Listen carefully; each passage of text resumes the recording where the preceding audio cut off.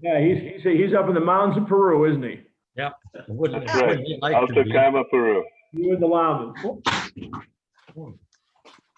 I'm gonna. One's going to spit at you. Oh, look at the lumps. Yeah, yeah, well, it Diane. might. It's a backdrop. Here's Barbara said Hey, hello. Barbara. Hi there. Happy New Year to you. Happy New Year to you. Thank you. How are you, Diane? Hello, Diane. Hey, Ranjit. Hey, everybody. David. Good morning, Rosemary. Diane. Wow. Diane, Hi. nice to see you. Good to see you too. Bob Teager's just joined us. Welcome, Bob. Hi, Bob. Hey, Bob. Hi, Bob. Good morning. Good morning. Good morning to everybody. Good to see everybody. For sure. Excellent. Excellent. Well, in the interest of time, we will go ahead and get started, and I'm sure we'll have a few more people trickle in as time goes on. We're excited to have Amit here with us to talk about integrative medicine. But first, we will start with John Barringer, who will do invocation and pledge. So, John, if you would. Okay, happy to do so, but I'm going to start this morning with a very short prelude only because it makes everything make more sense. I don't know what you were doing 2 days ago when all of the who struck what John took place, but I sat there for a second with my heart going bop, bop, bop, bop, bop, because I was going to be the guy praying this morning. And after all of that, I didn't know what. Sorry, John, I muted you inadvertently. Please unmute yourself. Sorry.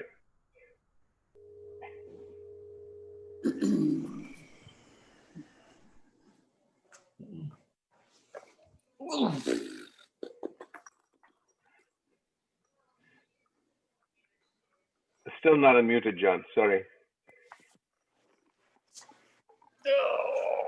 How's Okay, that? yeah, now that's good. Okay. Go ahead. Okay. Perfect.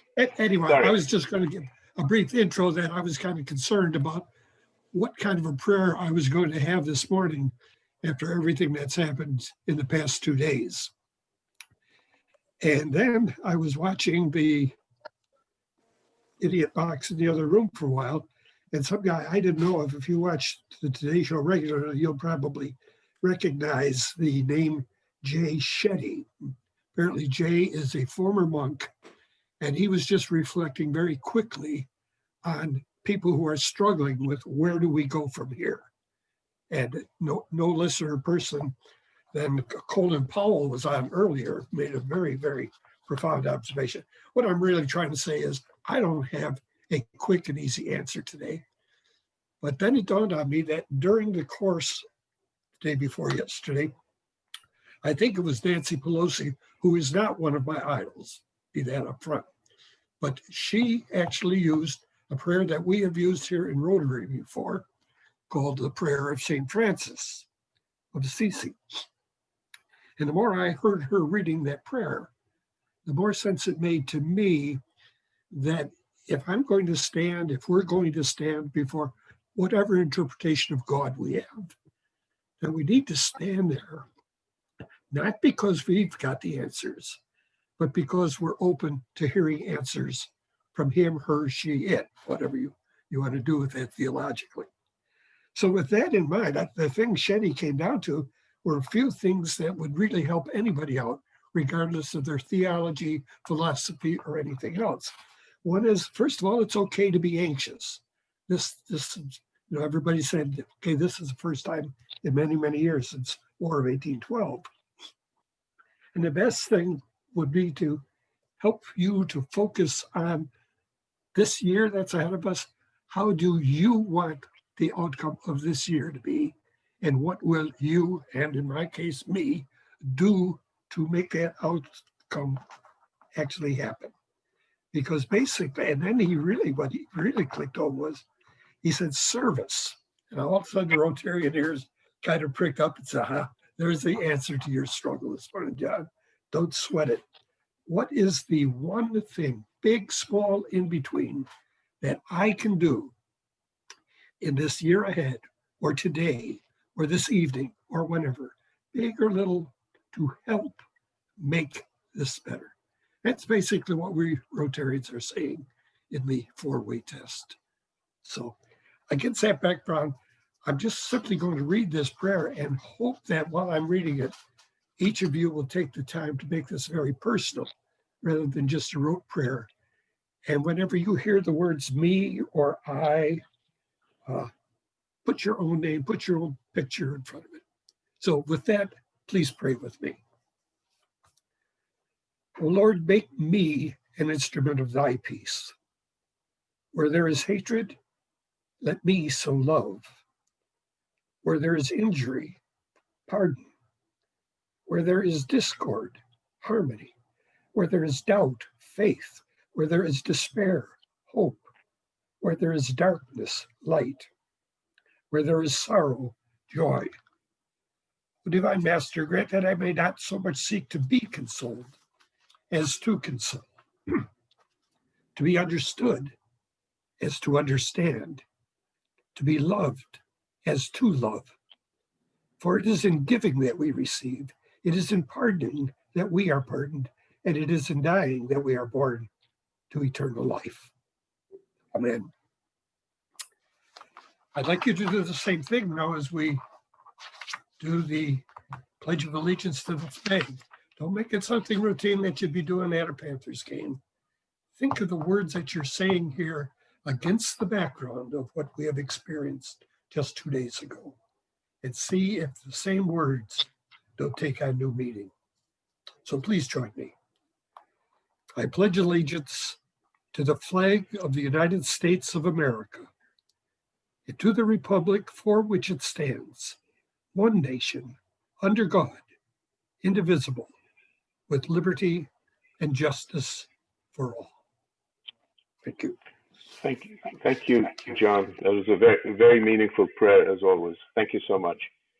And now we are going to see if are there any announcements from the floor. If you would raise your hands. If not, okay, we will move on to Happy Dollars. Is anyone happy today and would like to contribute to a Happy Dollar Kitty? If you would unmute yourself. And nobody's happy. It's a happy new year, you know. Tom, did you have anything? No. No. All right. And okay, excellent. Well, I was looking for Okay. Amarja. Oh, sorry. Go ahead, Romy. I'll be happy about something. I'll go back to gratitude for the science that has pioneered these vaccines that are going to help get us out of this. I'm grateful for the cooperation amongst scientists across cultures and countries, and grateful that these technologies are rolling out. We can see the light at the end of the tunnel. So I'm going to put some happy dollars in there for that. I don't know, we can figure that out.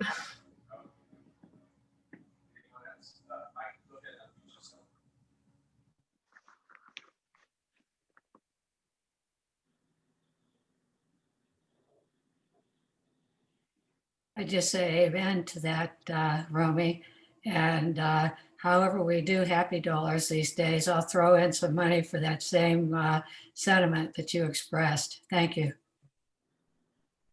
Yeah, and I'll piggyback on that. All right, Michael, go ahead. I'm just very happy that both of my parents have received the vaccine so far. They should both have their second doses before the end of January. And my cousin is getting married on February 6th, so I will be able to see my parents for the first time in a year. Wow, excellent. And we have seen your father virtually on Zoom, but we Yes. haven't seen him in person. Anyone else? All right. I know Amit is happy because he's had the vaccine as well. So, and we're today, so I'll throw in some happy dollars for our speaker. We're very excited to have him here today to talk about the world of medicine changing. And Amarja was going to do the introduction, but I don't see her on the call. So I will, is there anyone else, or we will move on to introducing the speaker. And at 1 o'clock, there will be a meeting for the distinguished Rotarian. Bob, did you want to say a little bit about, you want to unmute yourself? No, I just 1 look p.m. forward to Not to be- having the following, the past distinguished Rotarians to join me at 1 o'clock. And I hope they've received all of the information by email last night about the website or the Zoom site as it is. So I look forward to getting together with everyone then at 1 o'clock. Thank you. Excellent, excellent. And we have a couple of guests today. We have Wally Olson. Welcome, Wally. Good to have you here. And then we also have with us Jim Hintz. Welcome, Jim. And Jim, would you introduce your friend? If you would unmute yourself. Jim, you'd have to unmute yourself.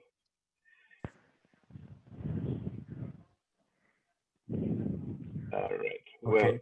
Yeah. there we go. Yeah, go ahead, Jim. Okay. Mercedes will be familiar to many of you because she has spoken at the club at least once, maybe twice. And she's here with me now until we can both get vaccinated and return to Peru. Excellent. Congratulations. Thank All you. right. Excellent. And now let's go ahead and introduce the speaker. I'm very excited to introduce Amit Shah to us today. Amit is a board certified internist and integrative medicine. He's an independent practitioner from the Greater Charlotte area and has been here for 20 years. He runs Palmetto Medical Group and Integra Wellness Center, which is an independent medical practice in Indian Land, South Carolina. Dr. Shah is also involved in clinical research and has been a principal investigator on more than 30 clinical research trials. Dr. Shah's main focus and passion is integrated approach to patient-centered care with the main goal of wellness, and where lifestyle changes, nutrition, and preventative measures. I will turn it over to Dr. Shah. Amit, you have the floor. Yes, thank you. Good morning. Happy New Year to all of you. What a wonderful group. And I was so impressed that the meeting was started with a prayer, which is really, really so impressive and so needed. Thank you, Ranjit, for introducing me, and thank you for inviting me to share my thoughts on integrative medicine and how it is relevant for our current healthcare crisis, including COVID. And I can go on and on to describe the history where we have come all the way in terms of integrative medicine. And I kind of salute so many other physicians who have walked on this path for last 30, 40 years. It used to be called complementary medicine. It used to be called holistic medicine. It used to be called alternative medicine. Various names have been given, and various different doctors, whether it is a Western medicine, Ayurveda, Chinese medicine, and they all try to kind of put everything together for the best for the patient. And I think now finally the mainstream medical community has realized for last 5-6 years, and they have given the name of this medical approach as integrative medicine, which I think is very, very appropriate. And when we talk about integrative medicine, it is by no means against Western medicine. It actually integrates all the good aspects of every healthcare system available to us, from Chinese medicine to Indian medicine to biological medicine, manual medicine, energy medicine, and allopathy, homeopathy, all those different aspects of healthcare system which has existed in different parts of the world has been gradually coming together, and now it is called integrative medicine. Major centers in US, actually, I'm talking about Cleveland Clinic Foundation to Duke University to Harvard Medical Center, all have now developed and established what is called integrative medical department. And there has been a special certification courses also has been started, and for that, and American Academy of Integrative Medicine was established about 6-7 years ago, and I was fortunate enough to take some special courses, and I was fortunate enough to get that certification course and a board exam for that. Having said that, when we say integrative medicine, it not only integrates the different aspect of healthcare models out there, but it also integrates mind, body, and spirit. And therefore, starting any activity with prayer is so much part of the integrative medicine. Starting the group activity like this with the positive energy is part of the health and wellness. So I can go and on again to kind of describe what I'm talking about integrative medicine, but it integrates mind, body, and spirit. It integrates a lot of different aspects of healthcare models out there. It also integrates different healthcare providers, whether it is physical therapy or a chiropractor or a homeopathy or somebody who is a specialist or primary care. Ultimately, all those aspects has to integrate for a meaningful delivery of the healthcare to the patient with the ultimate goal of wellness. And when I say wellness, it is defined as not only an absence of disease, but it is defined as a positive state of well-being, spiritual, mental, physical, and social. And therefore, our medicine so far has been focused on the symptom management only. Now the shift should be what we call the positive definition of health, which is the wellness. Meaning thereby, the definition is not absence of disease, but definition should be the well-being. It's a positive definition. It's a well-being, not only mental, social, but also physical and spiritual. And all this integration is extremely important. There have been study after study has been done how prayer and spiritual activity is as important for our health and well-being, as much as physical activity, as much as nutrition. And all these things are, I think, should be the first priority and first approach. I just want to throw some real statistics and then emphasize why the integrative approach is so much required for not only from the social or physical point of view, but even from the business or financial point of view, because healthcare today occupies almost 17.5% of GDP, out of which 6% means 6% of the total GDP is just spent on the chronic conditions. And when we say chronic conditions like hypertension, diabetes, or hyperlipidemia, or back pain, or obesity, and whatnot, are actually preventable conditions. So we can relate this how integrative approach is important for not only the actual health, but it also connects with the dollars, which is actually a current crisis. I'll give another throw another statistics that most of the healthcare dollar which are right now being spent, 50% I think can be reduced by preventing chronic conditions by simply focusing on something like spiritual activity, prayer, meditation, something like lifestyle changes or a physical activity, which we talk about 10,000 steps a day. So simple. Hydration. And the most important thing is nutrition. Now I can actually in future, I can talk just on nutrition and give a separate presentation, but nutrition is so important in a way. In fact, one of the healthcare system in the world, which is called Ayurveda, which is the Indian healthcare system, the first principle of Ayurveda is that you are, means we are, or I am what I eat. That is the basic foundation of health and well-being. So nutrition is not just the calorie. Nutrition has a lot more other elements other than calorie, which are very important. Just giving one example that I carry this part. This is a kind of a stick of cinnamon in my pocket. Now what this is yes, it is a mouth freshener, but it is one of the most effective antioxidant out there. And this is so simple. And we talk about, antioxidant, different compounds, and we spend a lot of money here and there.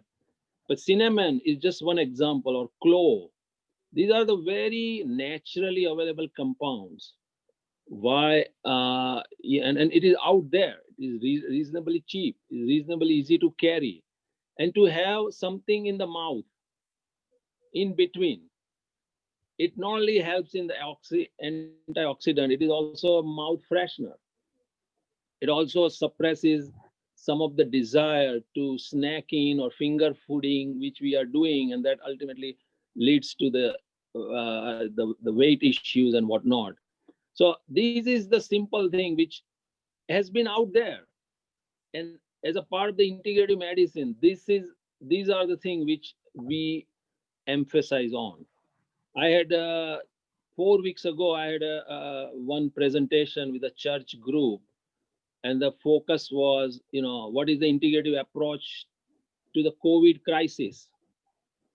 And I have a list of 25 nutritional supplements. We cannot take all of them, but all of them have some role into boosting the immunity. And I'm sure out of 25, these are very naturally available compounds, whether it is turmeric, whether it is cinnamon, clove, and there are quite a few other compounds which we can talk. Like there is a ashwagandha, brahmi, there is a Chinese ginseng, things like that they are have been proved to help boosting the immunity, which is really very, very important. I mean, we don't have any actual treatment for the COVID even at this point. Yes, there are medicines out there. Fortunately, we have vaccine now. And you just mentioned about vaccine. I just took my second dose yesterday, by the way, and I'm sitting in front of you. And I think as far as what I have seen, I have not seen any major reactions. I mean, you always have some kind of, pain here and there, but still, I think I recommend that whoever can take and available, we should go for it.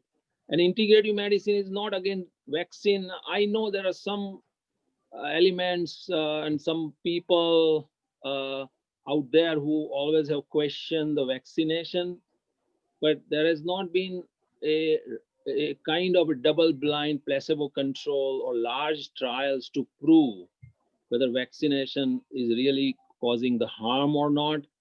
But we are very much aware, but as an integrative physician, we still recommend. Of course, it's a voluntary program always, but we still recommend that it has done more good than bad. But that's just something about the vaccination program. But the still key part of the COVID crisis are 5 elements: prayer or spiritual activity or meditation that reduces the stress, better sleep, hydration, nutrition, and 10,000 steps a day or physical activity. These 5 basic foundations are still really so relevant for boosting our immunity, even the current COVID crisis. There is one Indian herb which I take every day, which is called andrographis. This andrographis is an Indian herb which comes in a powder form, and there have been some trials even done in NIH regarding the activity of andrographis against the viral activities. Now, one of the issue with the integrative or herbal medicines is this, that there will never be double-blind placebo control trials because there is not much money. Because at the end of the trial, we are going to say, okay, you need to take 1 spoon of turmeric, which is available so cheap. And since there are no dollars or profit to pharmaceutical industry, there will never be trials, clinical trial, which people are asking, okay, we will take only if it has a approved by a double-blind placebo-controlled trial. But how are we going to do those trials? Because there is not much money in it. And at the end of the trial, we are going to say, look, you should do this, which is available, and there is no profit for pharmaceutical industry. So one of the argument against, that there is an absence of clinical trials for integrative medicine, for that matter, a lot of other simple herbs. I'll tell you about sleep. For sleep, chamomilla and valerian roots are available. There will never be a big clinical trials because it is available over the counter anyway. Those plants are available. But once you try it, you will see how much it helps in calming down. There are some such biological compound which helps in stress. There are some compound which are available as an anti-inflammatory. Turmeric is one of them. And we can go on like these. But the nutrition part, which I was coming back to, is food or whatever we eat is not just the calorie. It has so many other things which we have not even studied. And what I mean by that, they're antioxidant, anti-inflammatory, anti-neoplastic activity of such compounds are so important. And I hope in future that NIH and they can take and support this kind of research, which are available out there without side effects. And therefore, there is still a lot more to go into for the integrative medical approaches. I hope that gradually it will become a mainstream. Gradually, we will see more and more integrative physicians. Gradually, we are hoping that more and more insurance company or Medicare can also start reimbursing for these kind of services.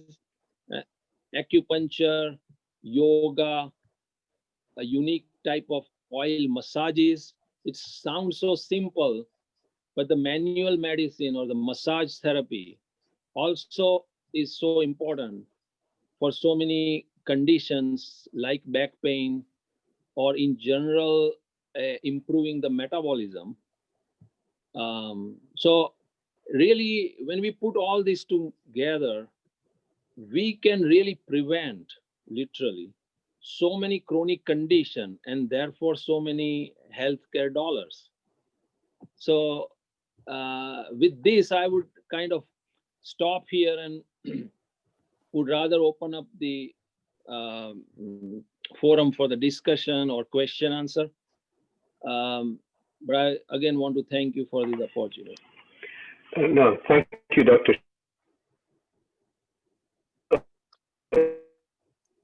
You have set up an entire facility. Romy, can you hear me? Romy, can you mute yourself? Okay. Yeah, sorry, your Can you sound hear is me not now? all coming Hello? through. Okay, sorry. Dr. Shah, would you talk about the center that you've set up in Indian land and what interests you? What all have you done? I've been there. It's really interesting for the group to hear about that facility. Yeah. So I'm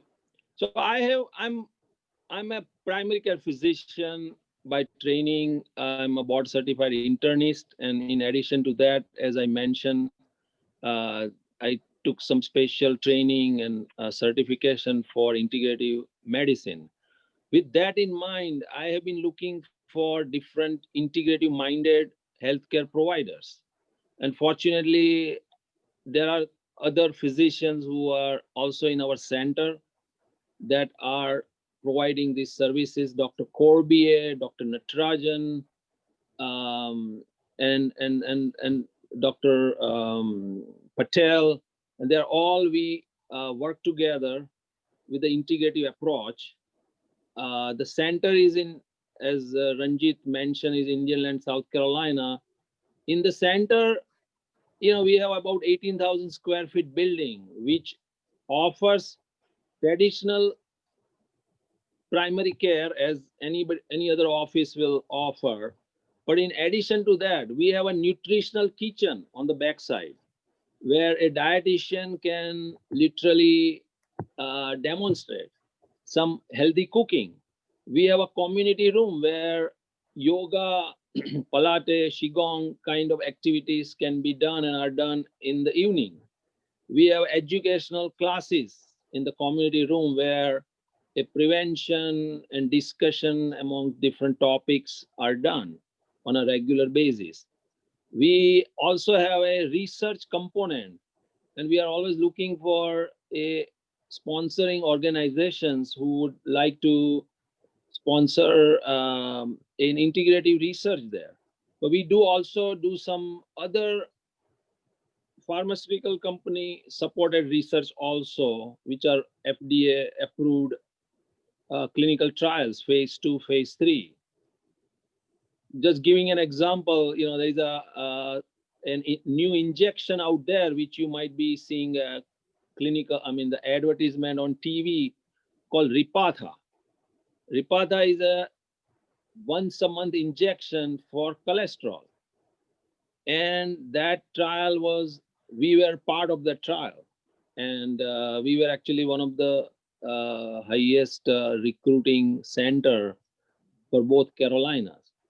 So we do both, all kind of different research.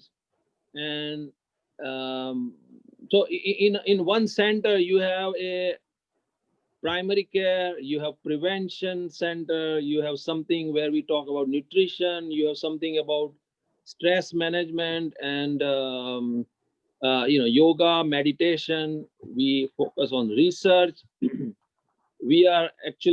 We're about to open a special massage center. And when we say massage, we are talking about medical massage. So massage are always available as a recreation also. But this medical massage is very, very important. We talk about, stiffness in the body. And the Western world or Western medicine has not talked about the lymphatic system, which is one of the drainage system of the body. We talk about blood vessels, but we have not addressed the lymphatic system. So all the products after the metabolism, all the harmful products, if they are not properly excreted by GI tract or kidney, they will be deposited somewhere.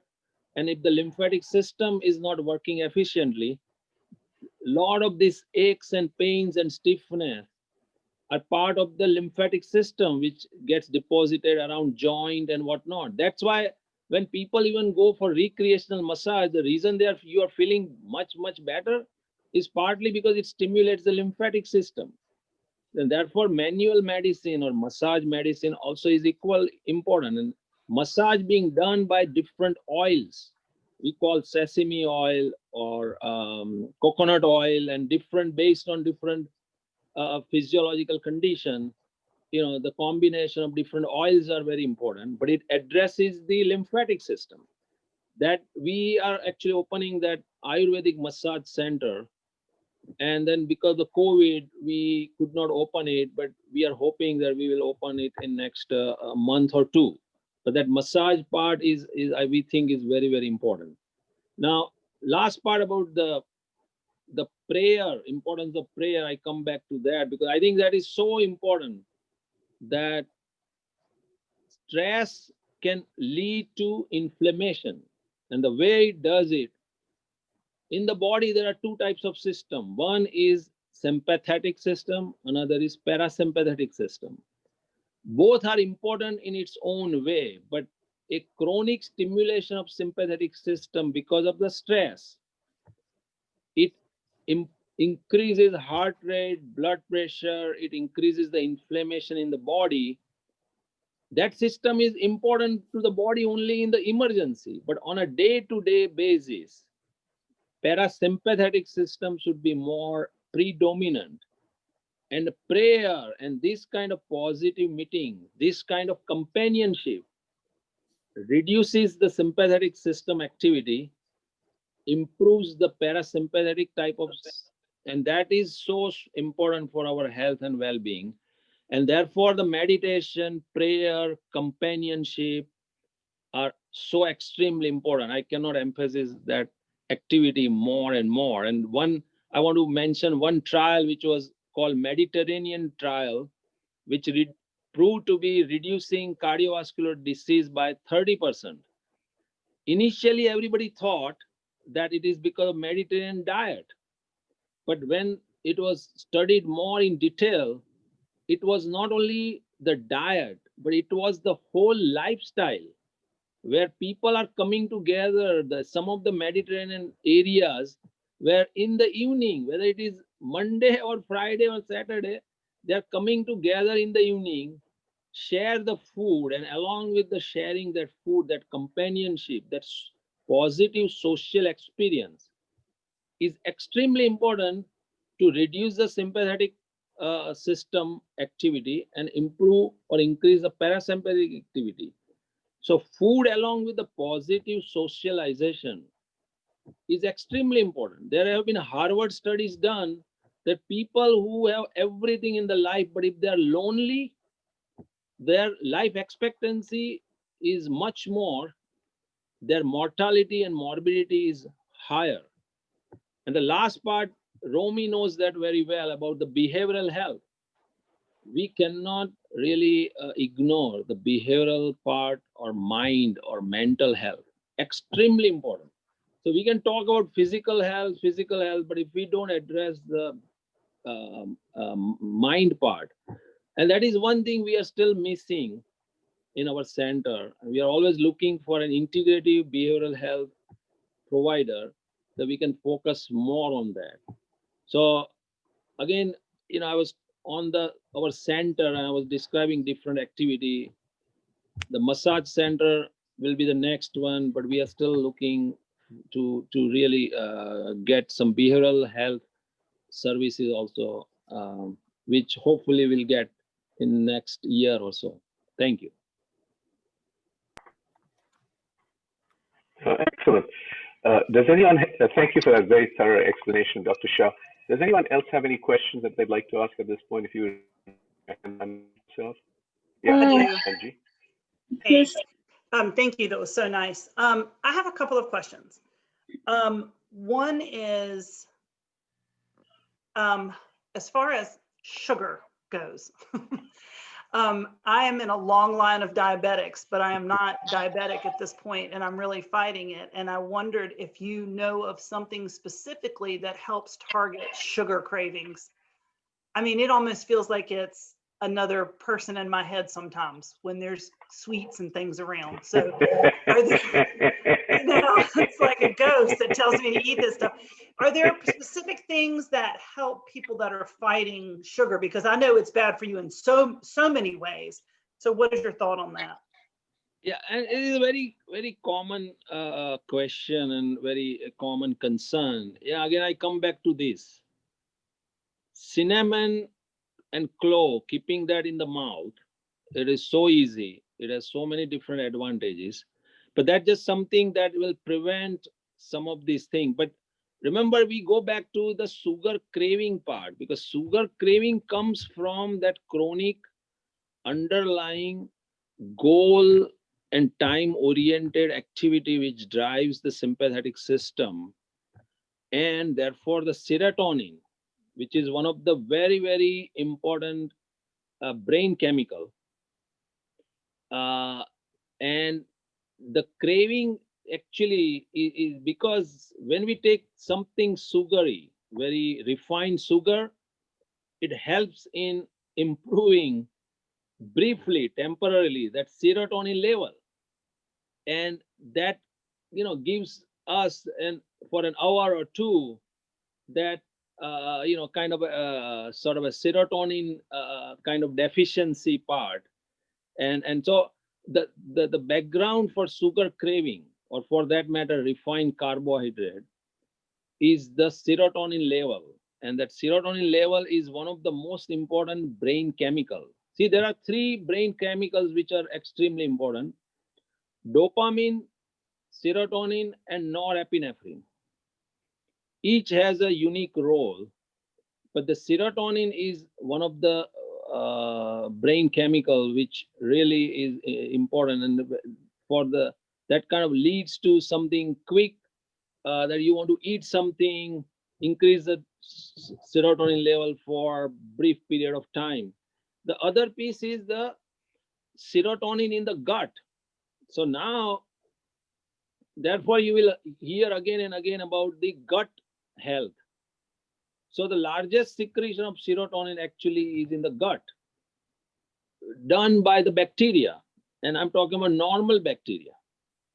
And if there is an imbalance in the gut about abnormal bacteria and normal bacteria, that is another piece which also is being studied. And I think it is proved that the gut health is also extremely important in the balance of serotonin and therefore sugar craving. Just one statistics which is so amazing, that there are actually more bacteria in the gut than the total number of body cells we have. And we have to ask ourselves, are we actually those bacteria having body experience, or is it the body which has the more bacteria? Because there are more normal healthy bacteria in the gut than the number of body cells we have. And therefore, the point I'm trying to make is how important is that balance of healthy bacteria in the gut. And therefore, and I'm coming back to the sugar craving. We're talking about gut health. We are talking about the ongoing chronic stress management. These are the two aspects. But again, there are these compounds which are, I have a family history of diabetes, and I know that I have such a strong family history of diabetes that I will get it. I'm 61 right now. I want to prevent diabetes as much as possible. And I think this is only one of them. There is another, as I mentioned, there are bitter herbs which I take on a regular basis. Karela juice is one of them, and we can talk about those things for fighting the diabetes issue in a way. Now, one more thing about not sidelining or going tangentially, but talking about bitter. We always know that bitter is better, but why? So it is so amazing that most of the sugar or carbohydrate, they are actually result into the acidic environment in the body. Bitter is alkaline. So all the drugs we see in the capsule, why they are in the capsule? Because they are very bitter. So in the nature, all the bitter things produces and helping to balance the acidic environment. They actually are alkaline in nature. So whatever is alkaline or produce the alkaline atmosphere in the body is bitter. And you count how many diet or how many food products are bitter in American diet. Except the dark chocolate or coffee, there is hardly anything bitter. And bitter is one taste. One should, in the healthy food, one should have all the 5-6 tastes in the food. Bitter is one of them. Bitter is very important.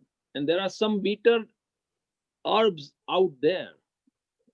Fenugreek is one of them, which kind of produces, and I'm just trying to again address the sugar craving and diabetes part. But having a bitter element in the food is extremely important.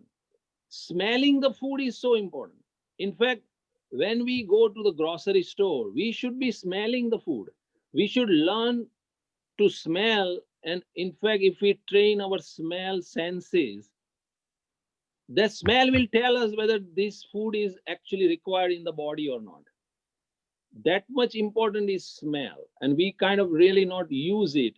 Smell is important. I can talk about aromatherapy all along. I can talk about essential oil, why essential oil and that smell is important.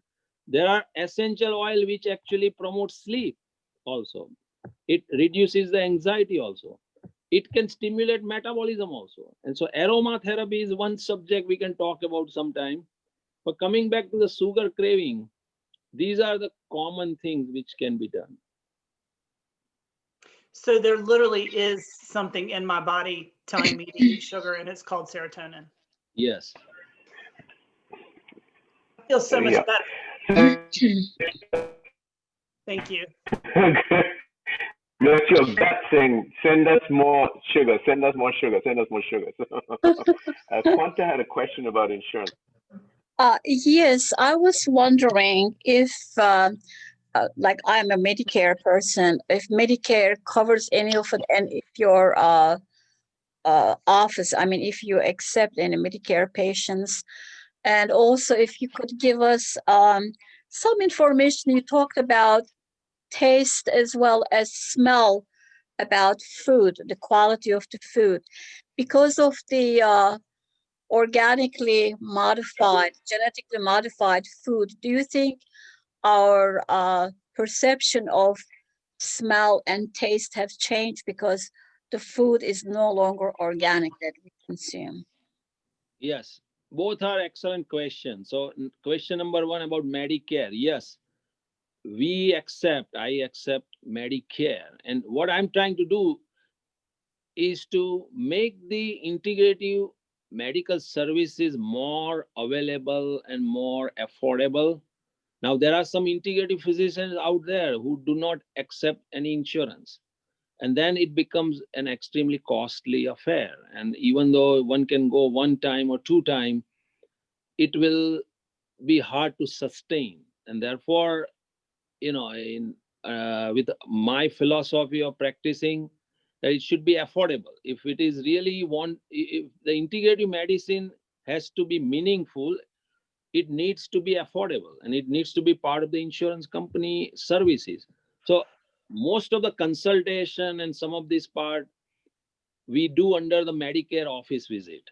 Now, of course, there are other things like acupuncture or like massage therapy, or you have a yoga or meditation or those kind of stuff naturally are not covered by Medicare at this point, and therefore that are the cash component. But the major consultation piece we do as a part of the Medicare visit.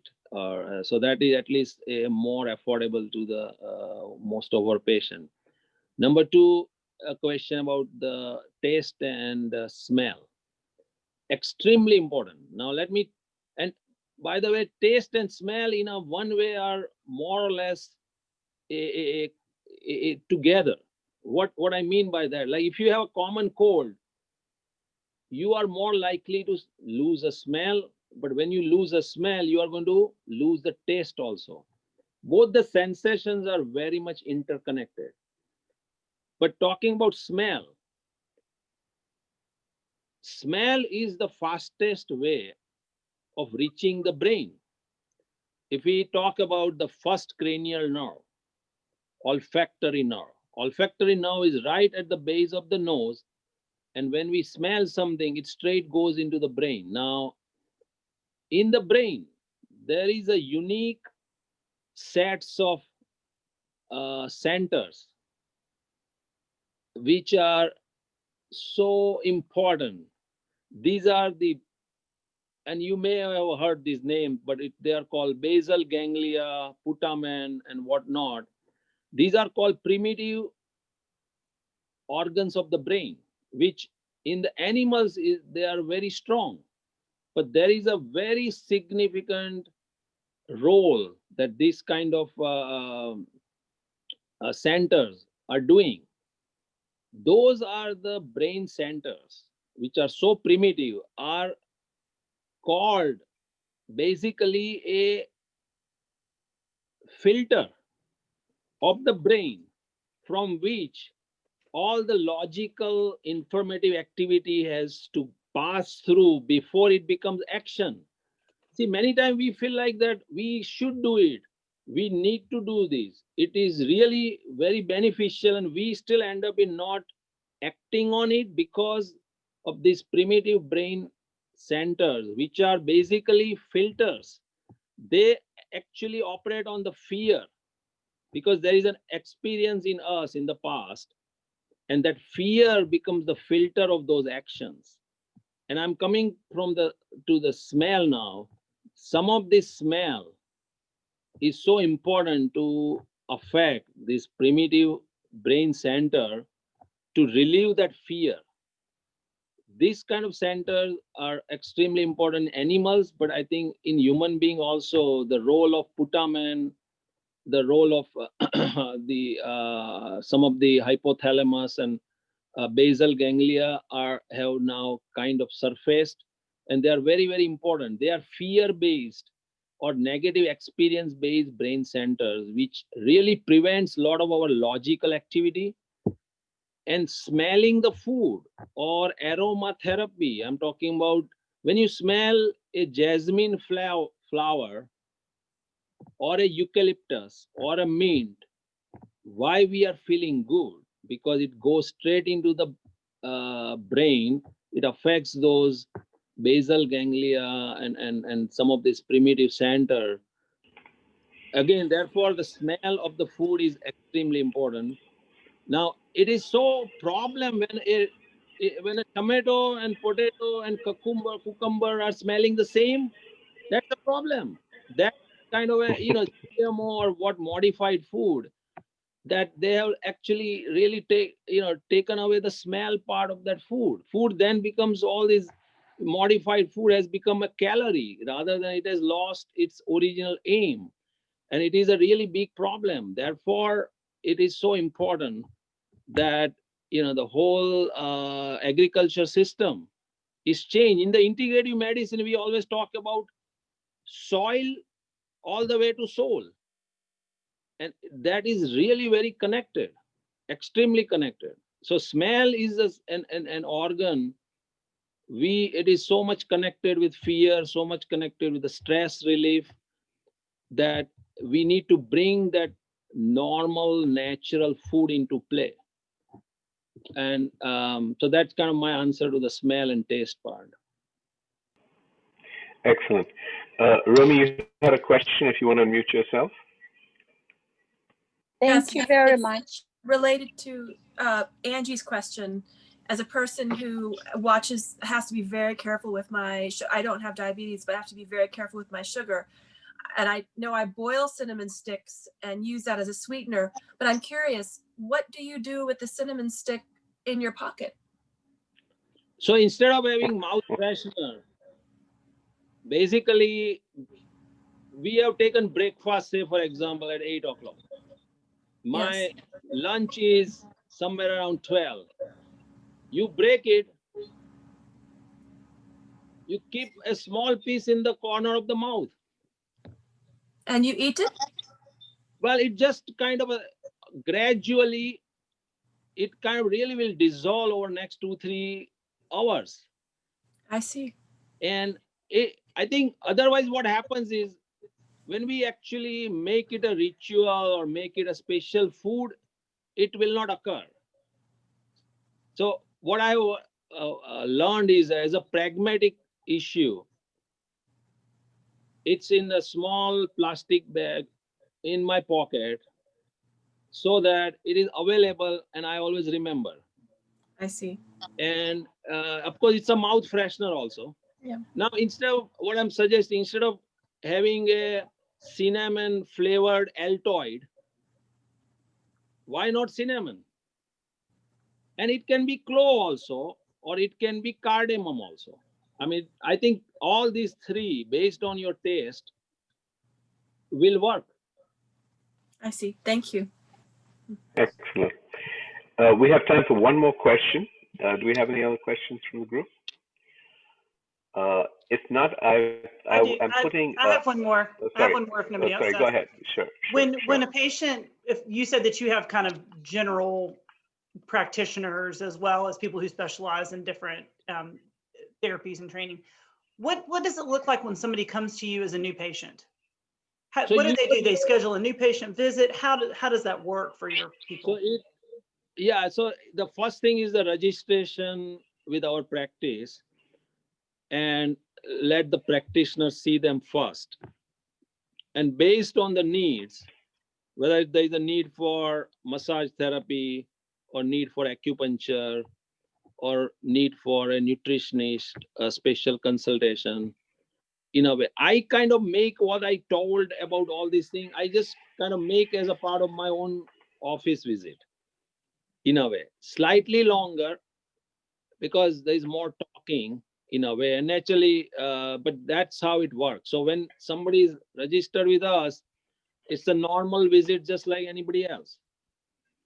And then based on the requirement, we can say, like, look, this part, you probably will benefit from this part, and that will not be most likely covered by your insurance. It's up to you. But my recommendation is that you do a oil body massage, say, for example. I mean, that's a unique massage, what's called Ayurvedic massage, with a heavy oil driven. I mean, you basically, the massage therapies end up in spending close to 1 liter of oil just for that massage. Or there is a head massage, same thing, just the head massage. They actually would end up in using 1 liter of special oil, whether it's sesame oil or coconut oil, based on your dosha. And I can talk about Ayurvedic component of integrative medicine on the other topic, but those are the things. Or acupuncture, for that example, for migraines, for anxiety or insomnia. Acupuncture is also kind of one of the useful therapy. Thank you. Excellent.